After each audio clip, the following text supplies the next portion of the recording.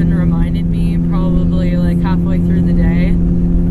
And I think it's half because I haven't been working lately and I've been stuck in the house, so it literally feels like all the days are just blending together. So I've been having a hard time like keeping track of my appointments and things like that. So when I found out about it halfway through the day, it kind of like, you know, like felt like a jump on the back, you know, like, so I got anxiety about it right away, and I started like, of course, coming up with worst case scenarios in my head, like, I'm gonna go to this therapy session and all of these people are gonna have like, you know, they're gonna have mental illnesses, but they're not gonna be on the same scale as mine, and I'm just like, I just feel like I'm not gonna be able to relate to anyone. So I'm trying to keep an open mind, but I'm having a lot of anxiety about it right now.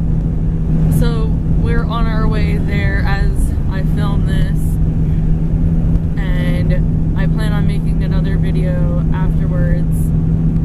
So we will see if any of my rational thoughts actually are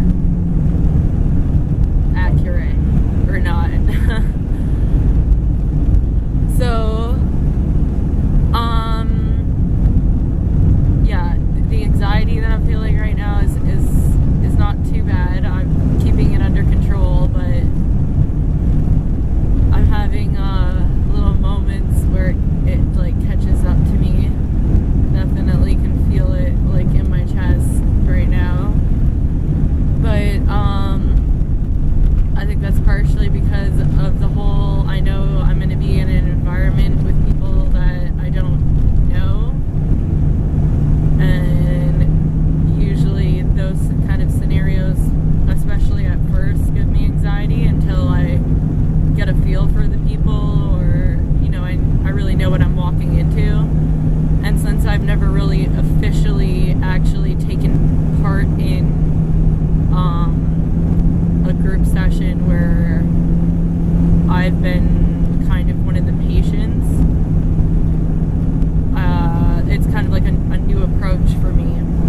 I've done stuff in the past where I would be the one speaking, and it would usually be like a small board of usually me and maybe another person or two other people, and we would basically just tell our struggles with mental health and you know, different ways that we've you know, learned to cope, and how we can be more empathetic towards people with mental illnesses and things like that.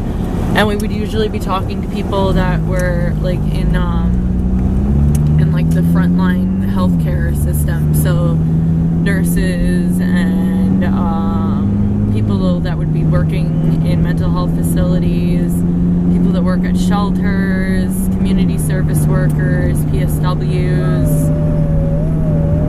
police officers, teachers. I've seen it all pretty much. But I've never actually been on the other side of it where I've been in a group session with other patients. So this is a new experience for me, and I'm a little nervous about it, not gonna lie. But we will see how it goes. I'm trying to keep an open mind. I'm trying to stay positive, and I'm like losing light really fast. You probably can barely see me as it is. So I will do the second half of this video when I get home. So stay tuned. Alright, so I am back at home from my first group therapy session, and I gotta say that I'm not shocked that it was not what, not too far off of what I was expecting. Basically, I walk in, they make you put on these stupid fucking name tags that we all just love so much, and they make you, give you like this package full of crap. You know, mindfulness meditation group is what it's called. And it gives us these handouts about bullshit about being on autopilot, and I can understand this stuff working for people with mild mental illnesses, you know, like anxiety or maybe paranoia or things along those lines, you know, like, or just self-esteem issues, stuff like that. But this kind of thing is not going to help me at all. It's not going to help me. And it was extremely frustrating to have to sit there and listen to this crap. And the more I listened to the therapist, the more I realized that, first of all, she was probably around the same age as me, which means she's very close to being right out of university, or has just recently graduated. So you would think, you know, she'd be on top of her shit. She would know her terminologies pretty well and things like that. And she just the words that she used to describe things just irked me so badly. Like, for someone who's supposed to be a professional, it just irked me. Like, she explained everything about positive thinking and the whole side of that to the group, but she never brought up anything on the negative thoughts and cognitive distortions, you know what I mean? And those two come hand in hand. Like, if you can't understand when you are having negative thoughts versus positive thoughts, then your whole automatic pilot, mindful mediation crap doesn't fucking work anyway. It's very frustrating, okay? So basically, I'll just tell you what mindfulness meditation supposedly is. Mindfulness is the awareness that arises from pay attention on purpose, in the present moment, non-judgmentally, to the things as they are. It's a way of shifting from doing to being, so that we take in all of the information that an experience offers us before we act. That right there is, like, pretty much impossible for me. Like, no matter how well I think I am doing on that day and how on top of my thoughts and feelings I am, I can still snap like that into mania, snap like that into depression, snap like that back and forth in between the two, and your little mindfulness of the 5 senses isn't going to fix that.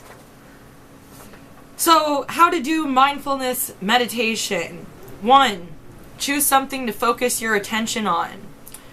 So this could be something like your breath, a sound, a taste, or an object. Bring your full attention to that chosen focus with as many sensations as possible. Just so you know, there are 5 sensations, 5 different senses, and she only has 4 on here. Sight, sound, taste, and touch. You forgot smell. Number 3, notice your attention going off into other areas, such as the past or future, non-judgmentally, and return your attention to your chosen focus. And then repeat steps 2, 3, 4 over and over again. This is mindfulness practice. So basically, choose something to focus on. When your mind starts straying away from it, come back to it, and keep doing that over and over and over again until you focus on the fucking vase for so fucking long that you've noticed every goddamn detail about it, how fucking much it weighs, what color it is, how many fucking cracks are in it, the artist. Like, I don't understand. You know, that'll make me feel better. Okay? Just don't want that shit near me anymore. It's all crap. It's all crap. It's not going to help me. I'm really sorry if, like, the whole mindfulness thing really works for you, but I have bipolar. Like, I have a brain disorder. I can't choose when to be mindful and when not to be mindful, when to snap out of it, when not to snap out of it, when I want to admire a fucking vase, when I want to enjoy the taste of French fries. Like, I don't get to choose those things, okay? So frustrating. I can't believe I wasted 2 hours of my day doing this shit. And the best part is they want us to go back for like the next couple of weeks until like March 30th. Like every week until March 30th to finish this group therapy session, whatever the hell you want to call it. And yeah, I'm done. After session 1. I'm telling you right now, I'm not going back next week. It's not happening. Good experience. Definitely no, group therapy is not for me. Especially on that level. Yeah. Definitely fucked up experience.